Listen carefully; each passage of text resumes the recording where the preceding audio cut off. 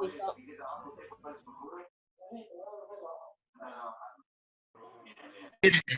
El audio abierto.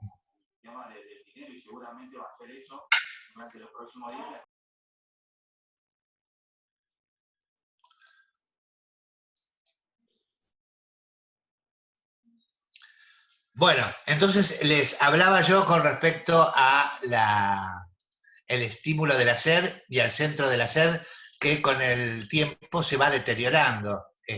Los ancianos generalmente no se hidratan como corresponde. El adulto mayor no se hidrata como corresponde porque no es por descuido, muchas veces dice, che, esta familia que no lo cuida. No, uno va perdiendo la sensación de ser. A un anciano, a un adulto mayor, le pone agua en un vaso y lo toma desesperado, pero solamente cuando tiene el agua en la mano se da cuenta de que necesita incorporar agua al organismo. ¿tá? Estas cuestiones hay que tenerlo en cuenta cuando uno analiza la regulación del agua corporal. El adulto mayor se deshidrata por esta razón, porque no tiene el estímulo de la sed, porque lo va perdiendo por la misma vejez. Entonces, es para considerarlo, es para tener en cuenta. Esperen que dice el IVA acá. Bien. Entonces, hablamos de la sed. Entonces, también la pérdida de líquido hace que se produzca un descenso del volumen plasmático. Eso quedó claro. Y disminuye el gasto cardíaco. Si le llega menor cantidad de líquido al corazón para bombear, entonces el gasto cardíaco disminuye, entendiendo a gasto cardíaco como una disminución de la cantidad de sangre eyectada por el corazón. Entonces, cuando disminuye la eyección de sangre por parte del corazón por falta de líquido, hay un descenso de la presión arterial. ¿Bien? Y por lo tanto, como les decía anteriormente, un descenso de la perfusión renal. Es lo que les decía anteriormente. Bueno, un cuadro parece complejo, pero después de haber transitado por todo lo que vimos anteriormente, uno lo puede analizar sin mucho problema. Y acá, yo simplemente para complejizarle la milonga, les comento otro datito más que tiene que ver con la regulación del agua, de cómo funciona el organismo. Hay una serie de factores, pero estamos tomando aquellos que son más importantes. La acción de un péptido natriurético, se llama una hormona natriurética, que se secreta a nivel auricular cuando se reduce el volumen vascular, o sea, cuando disminuye la volemia o disminuye la presión arterial. Hay un lugar de la aurícula que secreta una hormona, un péptido natriurético. Cuando aumenta el aumento del volumen vascular o el aumento de la presión arterial, se produce un aumento del estiramiento auricular. Eso es lógico. Si aumenta la cantidad en el espacio intravascular, por supuesto va a llegar mayor cantidad de sangre a nivel auricular en el corazón. Ahora, cuando aumenta ese estiramiento, ya no estamos hablando de una hipovolemia, estamos hablando de cambios que pueden darse en el líquido intravascular. Pero si aumenta el líquido intravascular, entonces las paredes de la aurícula, particularmente derecha, se pone absolutamente tenso. Eso, al aumentarse el estiramiento auricular, hay un aumento de la liberación de ese péptido natriurético auricular. Ese péptido que se secreta a nivel auricular produce un aumento de la excreción del agua y del sodio por parte de los riñones. Es un regulador también, fíjense. Entonces está los riñones, la hormona antidiurética, ahora aparece este péptido que también colabora y aporta para mantener el equilibrio hídrico del organismo. ¿Bien? Pero también el péptido produce vasodilatación. La vasoconstricción, ¿se acuerda que aumentaba la presión? La vasodilatación favorece la disminución de la presión. Y además, lo que produce una disminución de renina, angiotensina, aldosterona. Esto que habíamos hablado hoy. La renina es la liberación que hace el riñón, repaso, que actúa como vasoconstrictor, que después se transforma en angiotensina 1 y 2, y que permite la liberación de la aldosterona. Cuando se libera la aldosterona, se produce una retención de sodio y una retención de agua por parte de los riñones. Fíjense ese mecanismo, ¿no?, que les explicaba de cómo se regula el agua. Que nosotros andamos caminando tranquilos, mañana tomo agua, hoy no tomo agua, hoy hago dieta, no hago dieta. Fíjense el organismo, todo lo que hace para mantener dentro de sus posibilidades la homeostasis, la armonía del funcionamiento de todo el organismo. Estamos hablando nada más que de agua y electrolitos. Fíjense todos los factores actuantes para justamente mantener esa regulación. Ahora, ¿cómo se ganan los líquidos? ¿Cómo lo gana el líquido? A través del metabolismo oxidativo. Eso que yo le decía, del bicarbonato en ácido carbónico, el ácido carbónico que se desdobla en agua y dióxido de carbono, es una forma de ganar líquido el organismo a través del metabolismo. Líquidos orales, es una forma de ganarse líquido. Alimentos sólidos, cada vez que uno morfa, entra agua, ¿tá?, independientemente del aporte que hagamos nosotros mientras comemos. Y los tratamientos que el líquido, cuando, por ejemplo, tenemos el caso de pacientes, personas internadas que requieren tratamiento por vía parenteral, también puede ganar líquido el organismo a partir de un tratamiento en particular. ¿Cómo se pierden los líquidos? Por los riñones, como les decía hoy, es el principal regulador, a través de la piel, la perspiración y la transpiración, a través de los pulmones. A través de los pulmones, cuando uno exhala el aire con agua. Solamente ponerse frente al espejo y exhalen, van a ver cómo se empaña. Eso es por el agua que se elimina, aproximadamente 500 mililitros día se pierde por ahí. Por el tracto gastrointestinal, con la materia fecal también se pierde líquido. O pérdidas adicionales, cuando, por ejemplo, hay una herida supurante o cualquier otra situación anormal, por una patología o por un accidente o por lo que sea, puede haber pérdidas adicionales que uno, cuando está dentro de un centro asistencial, valorando la entrada y la salida del líquido del organismo, debe considerarlo. Y pérdidas al tercer espacio. Por ejemplo, cuando hay líquido en peritoneo, la famosa ascitis como resultado de una insuficiencia hepática. O, por ejemplo, cuando hay líquido en la cavidad pleural, hay un líquido que está. ¿De acuerdo? Esas cuestiones deben considerarse y a eso lo denominamos tercer espacio, porque hablamos de dos grandes compartimentos, de dos grandes espacios, el intracelular y el extracelular. Y el tercer espacio es un espacio que ya podríamos considerarlo dentro de lo patológico. Bien. Ahora, ¿cómo podemos hacer el control de los líquidos? Esto es un balance hidroelectrolítico. Lo que se gana, lo que entra, y lo que sale, las pérdidas. ¿Bien? Esto es que se puede ganar y perder en 24 horas. ¿De acuerdo?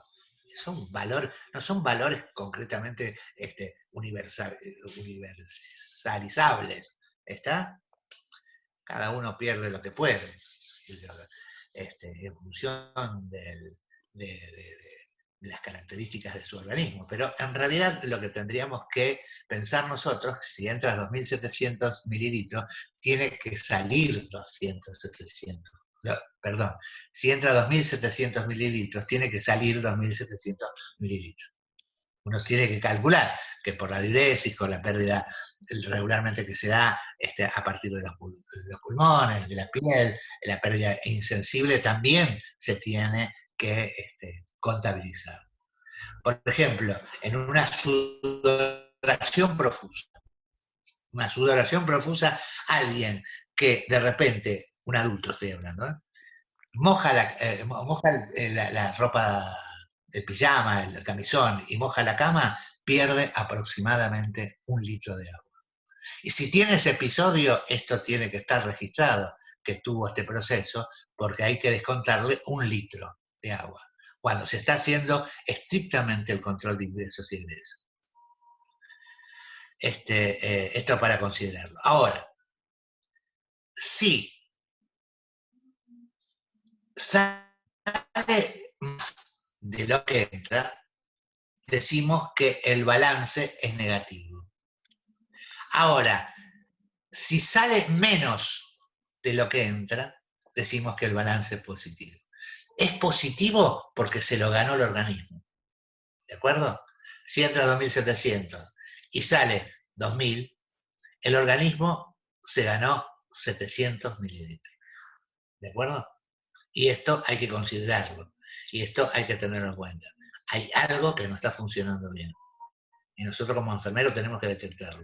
Es parte de la observación, es parte de la valoración. ¿De acuerdo?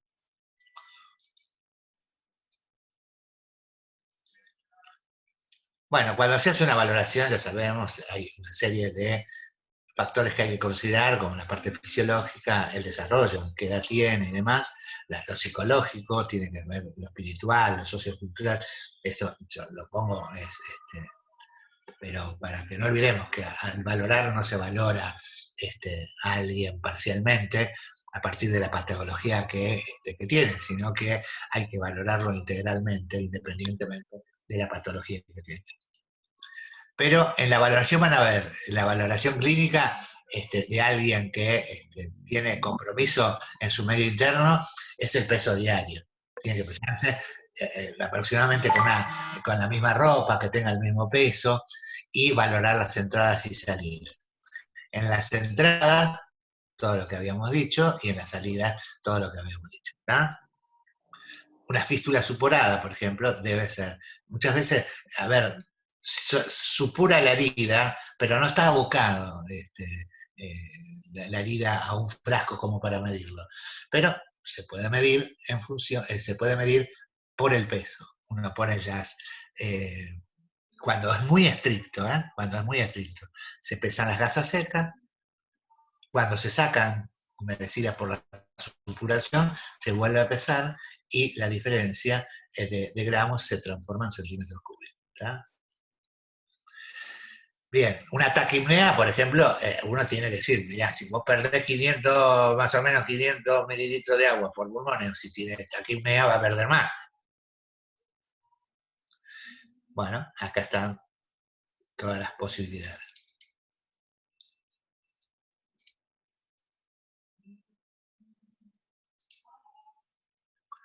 Bueno, los signos vitales es muy importante. La temperatura, si se eleva, puede haber una deshidratación o una hipernatremia. Fíjense los datos, ¿no?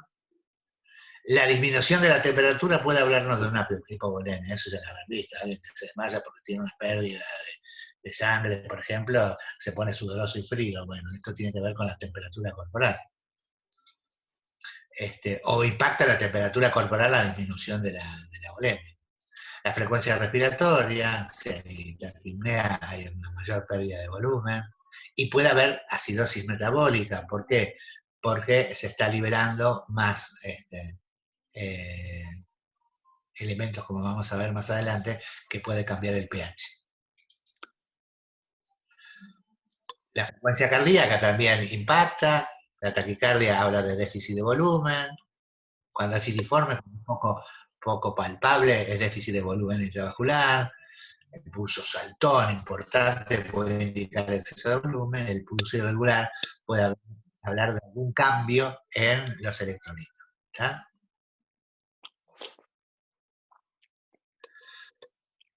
La presión arterial también va a cambiar por el déficit de volumen o exceso de volumen. y potenciar la hipertensión. Esto ya lo hablé, por eso lo paso rápidamente, pero cuando lo miren, la valoración del tegumento, la piel seca y enrojecida, cambios de la turgencia de la piel, el edema, la lengua zangada, la disminución de la humedad en la cavidad oral, nos habla de hidratación. Si la lengua está seca, estamos hablando de una deshidratación, y si hay una disminución de la humedad de toda la mucosa, podemos hablar de compromiso de agua corporal, y si hay cambio en la turgencia de la piel, si hay edemas, todo esto nos está indicando de alguna forma algún problema desde el punto de vista electrolítico. A valorar la distensión venosa yugular. Ustedes vieron que la yugular se ingurgita cuando hay un aumento de la bulimia. Las venas de las manos, ustedes si levantan las manos, desaparecen las venas. Fíjense, háganlo la prueba. Desaparecen. Bajan las manos y se comienzan a inflar las venas. ¿De acuerdo? Ese es un ejercicio que se hace siempre para ver si no hay problema de líquido. Si hay problema de líquido, por más que lo suban en la no lo bajen la mano, no hay cambios importantes. ¿De acuerdo? Desde lo neurológico no hay que dejar de observar modificaciones del nivel de conciencia, la inquietud y la confusión, los reflejos anómalos, las alteraciones neuromusculares. Esto puede hablar de algún déficit electrolítico o de líquido. Esto lo van a ver bien cuando lean el trabajo que incorporó al aula virtual Verónica Dubay. Sistema gastrointestinal también hay que valorar, si tienen anorexia, náuseas, vómitos, sed, que nos da cuenta acerca de algunas cuestiones vinculadas con el equilibrio de hidroelectrolitis. Me apuro y ya me trago. Acá tienen cuáles son los valores normales que el laboratorio se debe buscar cuando tengamos los datos de una persona en particular. Este es el punto de partida, cuánto es el valor de la creatinina, la urea, la molaridad, la hemoglobina, el hematocrito y la albúmina, por ejemplo. En orina también tenemos esos valores que les mostraba acá. ¿De acuerdo? Es simplemente un repaso. Generalmente los protocolos de laboratorio vienen con los valores normales. Y para terminar, les voy a volver un poquito loquito con esto, que tiene que ver con el equilibrio ácido-básico, que tiene que ver también con los electrolitos de nuestro medio interno. Dice que el equilibrio ácido-básico se refiere a la regulación de la concentración de hidrogeniones en los líquidos corporales. Hidrogeniones, elementos de desecho del metabolismo, del trabajo celular. ¿Bien? Ahora, el pH, cuando uno mira pH, es el símbolo que se utiliza para expresar la concentración de hidrogeniones que hay en el organismo. Acá hablo de una solución cualquiera, está hablando desde el punto de vista físico, químico, pero químico en particular. Indica el grado de acidez o alcalinidad. Lo alcalino es lo opuesto a lo ácido. ¿Sí? Recordando cosas que ya vieron en su momento. ¿Tá? Y el pH es el símbolo que se utiliza entonces para expresar la concentración de hidrogeniones que tiene una solución. En el caso nuestro, el plasma, que es lo que se valora habitualmente. ¿Tá? Pero se puede tomar una muestra del ácido clorhídrico y medir aparte desde el laboratorio químico qué pH tiene. ¿Verdad? Pero habitualmente nosotros nos manejamos así mucho para hacer el seguimiento clínico de alguna persona es a través del pH plasmático. Los ácidos y las bases son lo opuesto a los ácidos, entran continuamente en la sangre procedentes de los alimentos, del metabolismo de los nutrientes a nivel celular. ¿Tá? Estos ácidos, las bases se van desechando o se van generando a partir de la ingesta de los alimentos y después el procesamiento que se hace a nivel celular. ¿Cuáles son los hidrogeniados que continuamente entran a los líquidos corporales? El ácido carbónico, el ácido láctico, el ácido sulfúrico, el ácido fosfórico, los cuerpos cetónicos, productos, mucho de la incorporación de esos elementos a partir de la alimentación y otros que tienen que ver con el metabolismo celular, producto del trabajo de las células de nuestro organismo. Ahora, hay elementos que son formadores de ácidos y de soluciones alcalinas, más alcalinas, como el cloro, por ejemplo, es un ácido, es un elemento formador de ácido, el sulfuro, el fósforo, formadores de base, el potasio, el calcio, sodio, ¿ya? Esto es simplemente a modo de repaso, se puede seguir profundizando en el tema, pero son consideraciones a tener en cuenta cuando pensamos en el equilibrio hidroelectrolítico. ¿Qué hace el organismo para mantener la homeostasis? Y centrado acá particularmente en todo lo que tiene que ver con el agua corporal y los elementos que se suspenden en el agua y que de alguna manera contribuyen en ese equilibrio necesario para que las células puedan hacer lo suyo. Ahora, ¿cuáles son los mecanismos que controlan el pH de los líquidos corporales? ¿Cómo de alguna manera se mantienen? Hay acciones químicas.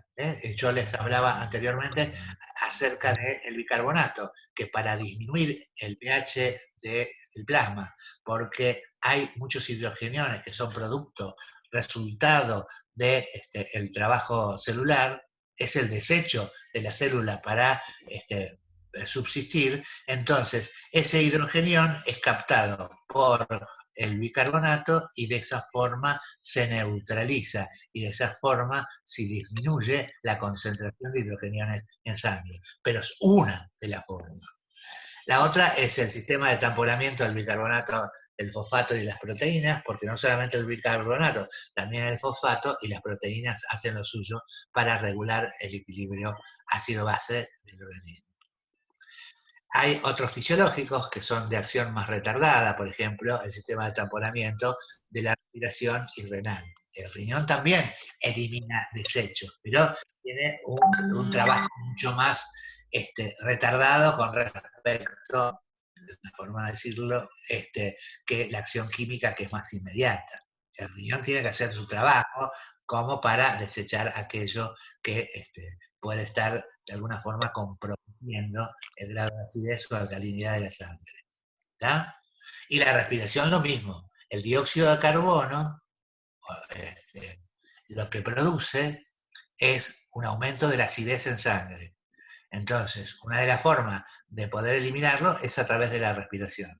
Y muchas veces, cuando hay una alta concentración de dióxido de carbono en sangre, estimula el centro de la respiración y aumenta la frecuencia respiratoria. Lleva a una actividad para justamente favorecer la expulsión de este elemento ácido que es el dióxido de carbono. Hay dos tipos de alteración en cuanto al grado, el grado ácido-base del organismo. Pueden tener de dos maneras. Una es metabólica y la otra es respiratoria. Metabólica es cuando hay una disfunción celular que de alguna forma esté comprometiendo el equilibrio ácido-base. Y la otra es respiratoria. Si tenemos una insuficiencia respiratoria y no podemos eliminar el dióxido de carbono, entonces llevamos a la persona a una acidosis respiratoria, o la patología lleva a una acidosis respiratoria de origen o que tiene que ver con el incremento del dióxido de carbono en sangre porque no se puede eliminar. ¿Ya? Por ejemplo, el aumento de determinadas sustancias dentro del organismo porque hay alguna disfunción puede llevar al cambio del pH del organismo y por lo tanto cambios o un desequilibrio. Nunca importa. ¿Está bien? ¿Se va entendiendo? Espero que sí. Después me hacen preguntas. Ahora, ¿cómo se mide? ¿Cómo se mide el equilibrio ácido-base a través del plasma? A través de la gasometría, gases en sangre. Se toma una muestra de sangre arterial y a partir de ahí, a través del laboratorio, se interpreta el equilibrio ácido-base del organismo. ¿Qué se mira? Se mira la presión parcial de oxígeno, la PO2, el pH, la presión parcial del dióxido de carbono, el bicarbonato, son los elementos que se consideran. Y estos son los valores normales. La presión parcial de oxígeno oscila entre 80 y 100 milímetros de mercurio. Pues estamos hablando de presión parcial, ¿eh? Por eso se mide en milímetros de mercurio. El pH, que oscila entre 7,35 y 7,45. Por lo tanto, podemos decir que si está por debajo de 7,35, lo llevamos al espacio de, o hacia la acidosis, y si está por arriba de 7,45 a la alcalosis. La presión parcial del dióxido de carbono es de 35 a 45 milímetros de mercurio. El bicarbonato es de 22 a 26 miliequivalente por litro. Acá se los paso por rango, no es como el agua que le digo, el agua intravascular desde 5,8. No, acá les puse el rango porque no todos somos iguales, hay muchísimas circunstancias, pero si hablamos de 80 a 100 es que está dentro del rango de lo normal. Estos son los datos que uno tiene que tener en cuenta. De los valores normales de una gasometría. Si el pH está por debajo de 7,35 y lo que se compromete es la presión parcial de oxígeno, perdón, de nuevo, borro lo anterior, comienzo de nuevo. Si el pH es menor de 7,35 y la presión parcial de oxígeno, la presión parcial del dióxido de carbono, perdón, la PCO2, está por arriba de 45, estamos en presencia de una acidosis, porque el pH estaba debajo de 35. Pero lo que está alterado es el dióxido de carbono, entonces estamos en presencia de una acidosis respiratoria.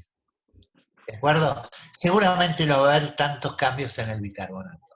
En cambio, si tenemos un pH por debajo de 7,35, pero con un bicarbonato bajo, porque se consume mucho bicarbonato para neutralizar a los hidrogeniones, podemos decir que estamos frente a una acidosis de tipo metabólica.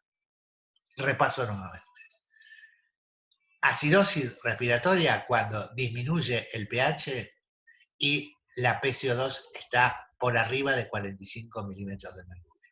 Acidosis respiratoria. Cuando el pH está bajo de 7,35 y el bicarbonato bajó considerablemente, estamos en presencia de una acidosis metabólica.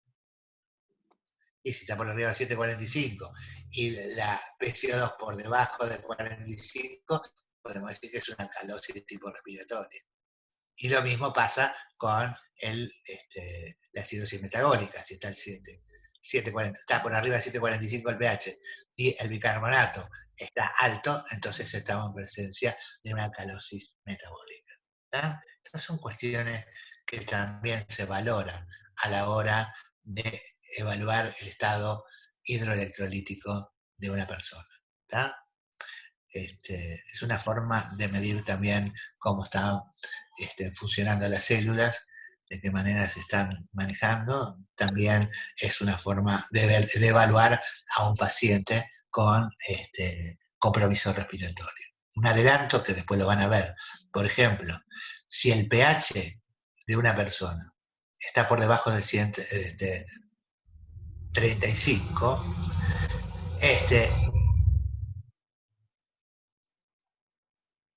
no, olvídense de lo que les dije. Olvídense. Si una presión parcial de oxígeno está por debajo de 80, por ejemplo, está en 60, y la PCO2 está por arriba de 45, o sea, 60, si tiene 60 de PO2, 60 de PCO2, ese paciente va urgente a cuidados intensivos, porque se va a deprimir y va a requerir ventilación mecánica respiratoria. ¿Ya? Esto lo van a volver a ver, ¿no? Pero me estoy anticipando para que vean lo importante que es conocer estas cuestiones, porque definen terapéutica, definen pronóstico, definen de qué manera se va a, o se puede comportar la patología y cómo debe abordarse, y cuáles son las herramientas que se necesitan, cuáles son los marcos que se necesitan para su cuidado. Espero que se haya entendido. Si se corta, bueno, vemos, pero preguntas.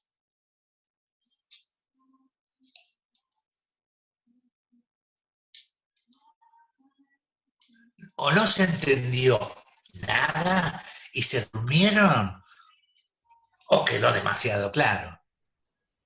¿Se entendió, profe? Claro, profe. Sí, entendimos, profe. Yo freno la grabación ya. Sí, profe, se entendió. ¿Sí? ¿Estamos recuperando conocimientos previos? ¿O nos incorporamos con algunos conocimientos nuevos?